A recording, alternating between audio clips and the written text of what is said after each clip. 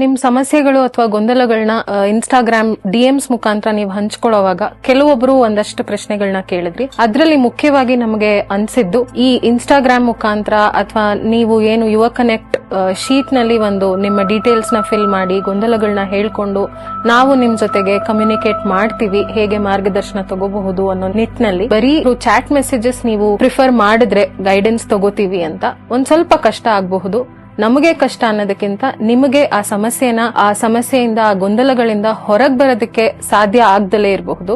Because ಬರೀ ಒಂದು chat message ಅಲ್ಲಿ ಯೂಸ್ ಮಾಡುವಂತ ಇಮೋಜಿಸ್ ಆಗಿರಬಹುದು, ಯೂಸ್ ಮಾಡುವಂತ ವರ್ಡ್ಸ್ ಆಗಿರಬಹುದು, ಬರೀ ಅದನ್ನಿಟ್ಕೊಂಡು ನೀವು ಆಕ್ಚುಲ್ ಆಗಿ ಏನ್ ಫೀಲ್ ಮಾಡ್ತಿದ್ದೀರಾ, ನಿಮಗೆ ಅದು ಎಷ್ಟರ ಮಟ್ಟಿಗೆ ಆ ಇಂಟೆನ್ಸಿಟಿನ ಅರ್ಥ ಮಾಡ್ಕೊಳ್ಳೋದಕ್ಕೆ ಕಷ್ಟ ಆಗಬಹುದು.